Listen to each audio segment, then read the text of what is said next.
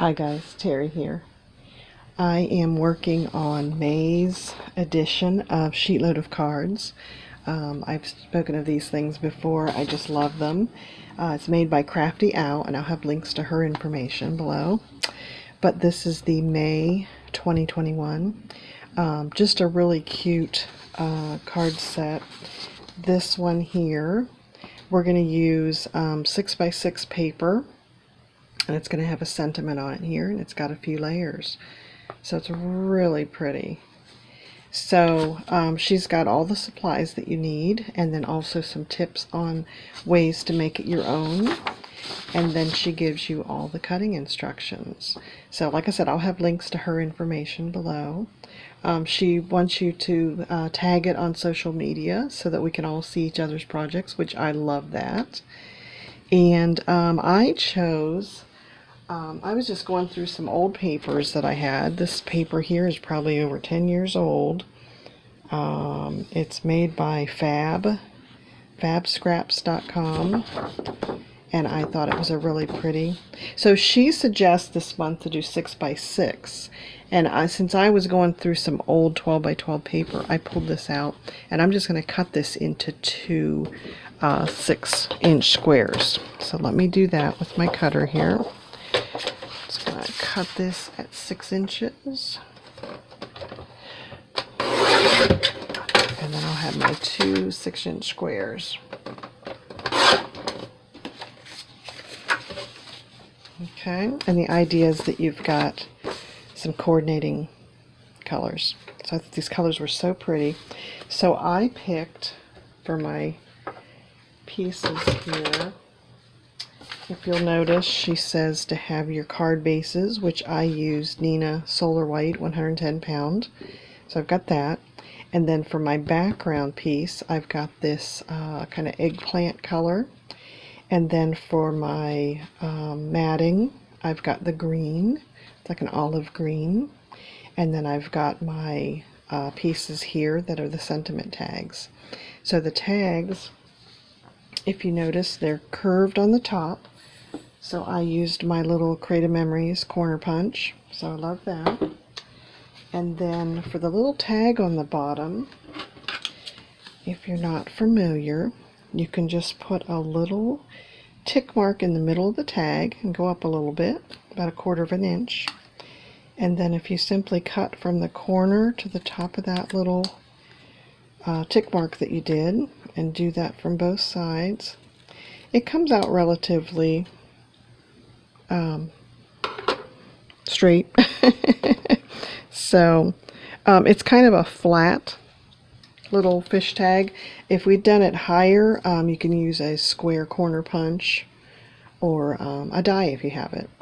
So that's the little pieces that we're going to do the sentiment on, and I'm stamping it here. I'm using a stamp set called Special Celebrations.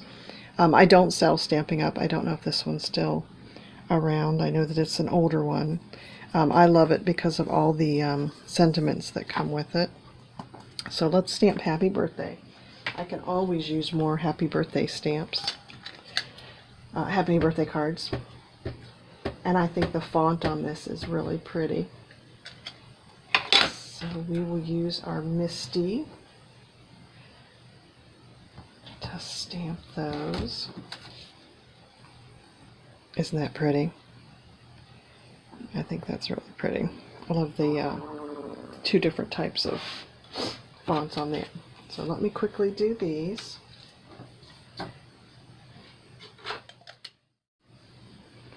Okay, so we've got these little guys stamped.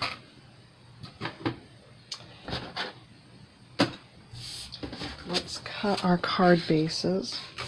I love this Nina Solar White because it's just nice and sturdy. And I always have to remind myself the paper's 8.5 wide, so we're going to cut it to 4 1/4.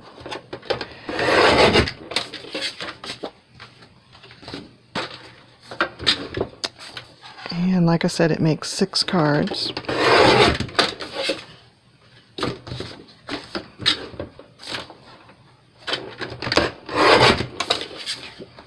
And then because the cardstock is so thick, because it's thick, I like to use my score pal to score these.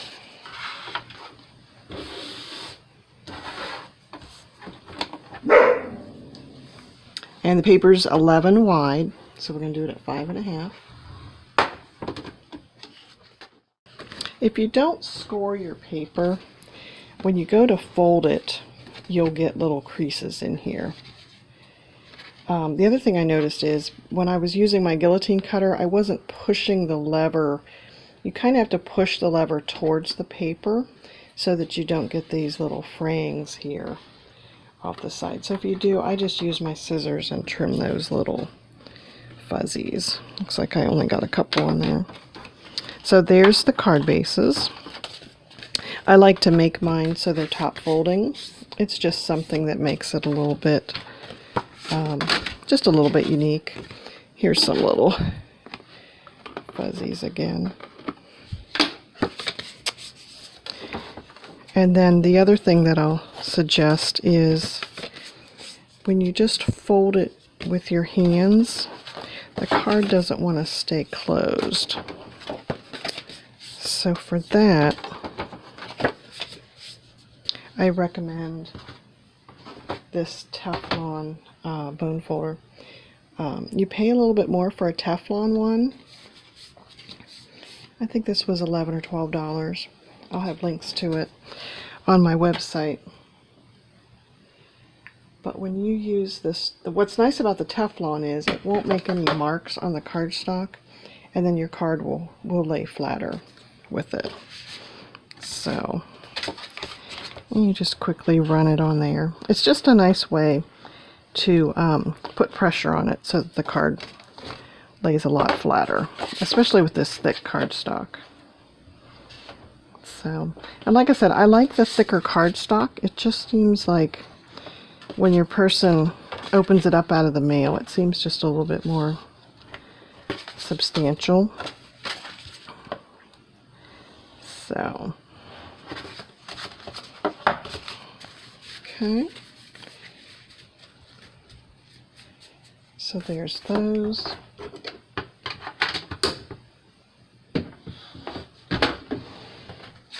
So the last thing that we have to cut is the 6x6 paper. And that is this square here. So we're going to cut the 6x6 in half and then cut little strips here. Okay, so let's do that with our cutter.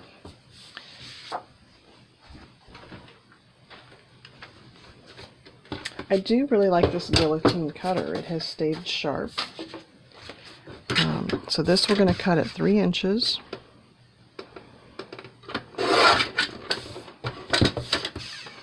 And then again in half.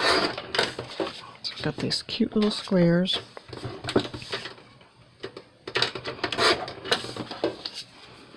Okay, and then I'm kind of looking at them, and because these 3 have berries, I'm going to choose to cut this one into the little 1-inch strips. So I'm going to cut that one. And like I said, I'm holding the guillotine blade so that I'm pushing it towards there. Okay, so there's one, and now we'll do this for the other one. Again, just repeating those steps of making 3x3 squares.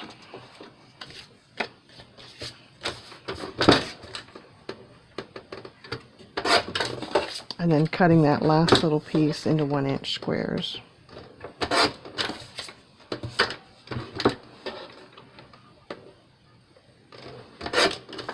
So if you have a pack of 6x6 paper that you want to use, or if you've got just one big 12x12 piece, I think this works out well. Okay, so let's start assembling. We've got our squares, our little pieces, and our matting, and our tags. So let me get the glue and we will start putting it together. Okay, I'll just remind us of what the card looks like. We're going to put our purple in the background. We're going to mat these on the green, and we've got our sentiment, and we're going to glue it to the card. Okay, so let's start with this. And then I think the idea is that you've got these little strips with this, and these little strips with this color, just to alternate the colors there. So I'm just going to use my liquid glue. You could also use tape runner. You also could do them all with the berries and the stripes. And you know, now that I'm looking at it, I think that's how I want to do it. I don't want to have a large piece of the stripes on the background. So that's how I'm going to do mine, just a little bit differently. So let's put these on.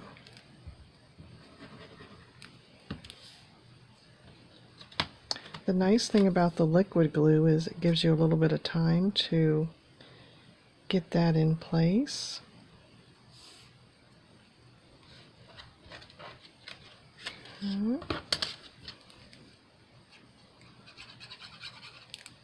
It doesn't take much. Don't overdo the glue.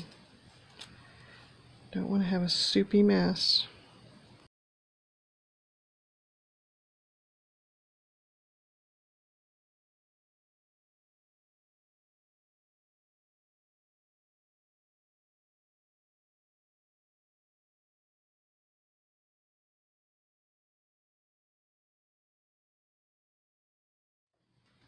Okay, and finally let's assemble them onto the card base here. So we've got our, I just love these rich colors here.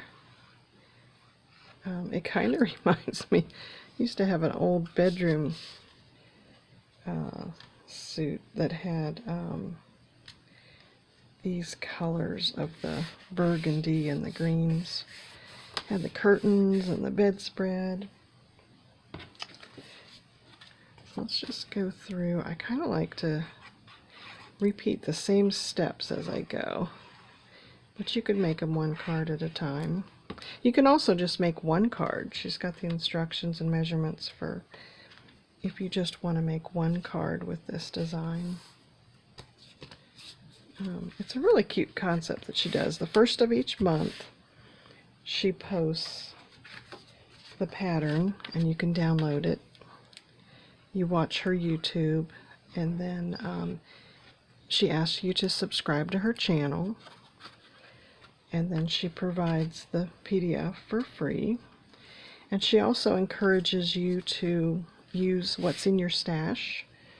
I know we like to buy new craft supplies, but we all have a few sheets of paper that we can use to make a set of cards. I think the other thing that I like is that it does make a set. So if you're sitting down to make a card, why not make 5 or 6 at a setting? And then you've got your stack to use for the birthdays that month, or anniversaries, or each month making that different set. I like to keep a stash of cards on hand for different occasions. We recently had a death in the family, so I sent out condolences cards.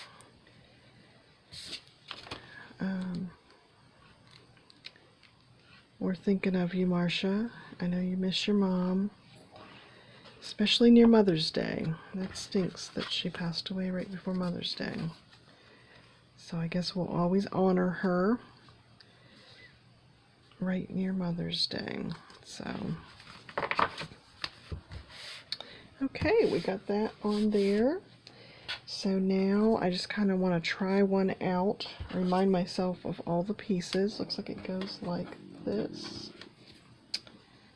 like that. And how pretty is that? So, love that. You could decide to pop something up. In this case, I think I'll just layer it all like this. So it looks a lot like the picture there. So let me get these assembled. as I'm assembling this, I'm remembering that, so the first of the month, Crafty Owl puts out the PDF and shows her sample cards. And then on the second day, she shows her making them. And one of her tips was, because this is 2 layers of card, when you put this on here, it's kind of not level. So she suggests that you can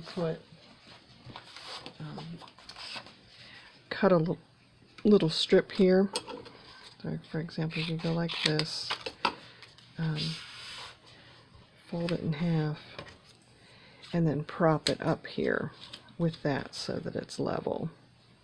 So that's kind of a good tip to put that in there, and then that way it's level with that one. I think because this isn't as thick as my white, I'm just going to do one piece like this. So it's a very good suggestion to have it in there, and then it's just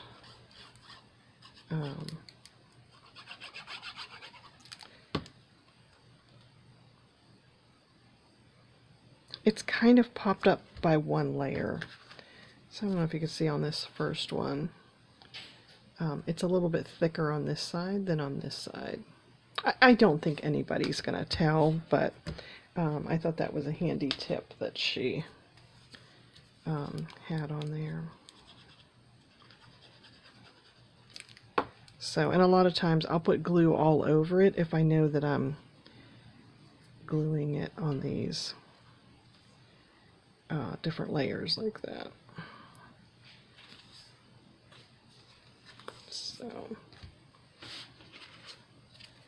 I really like this paper.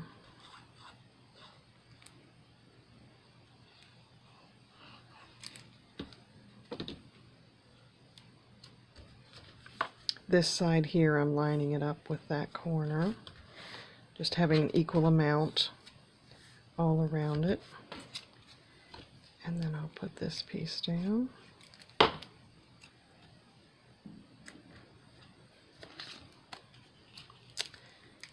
Like I said, glue all over the back of that guy. This one I'm just centering between here and here. And then putting this last little band across here.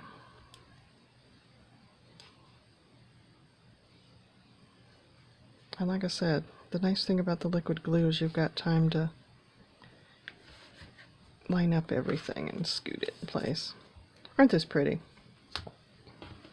So if you haven't subscribed to my channel, please hit that subscribe button. It really helps my videos get out there and get views. And like I said, I will have links to Crafty Owl's information. She puts out wonderful videos. And then if you follow the hashtag, you can see everybody's ideas. It's always fascinating to see how everybody uses different papers and just makes it a little bit different. Everybody's so creative. So it's fun to see what others have made. The other thing that I'll suggest too is I print out her PDFs and then have them in a book, and I'll take them to crops, and when I'm packing for a crop, oh, there goes the dogs.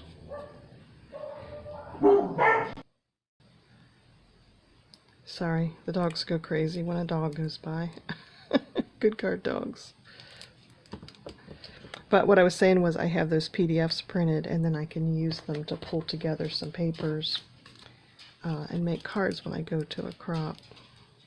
Or if you have a day that you feel like not doing anything else and you want to do something creative, you can pull out those PDFs, pull together some paper, and make a fun stack of cards. So, I know my sister-in-law Marcia's not going to feel like being very creative for a little while. We go to the showing this evening and the service tomorrow. So our hearts go out to her and her family, kids and the grandkids. I've been reading a book that a neighbor recommended. It's called The Art of Dying Well. And it just has really good thoughts on, the book is called The Art of Dying Well, but it's really reminding me of the things we do to live well. So if you are dealing with a illness and you're living with that, or you know somebody that is, the book is just so well written. It kind of gives tips on each chapter.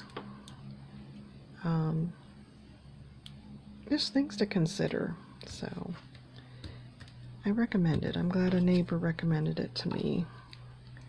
It's just reminding us what to keep,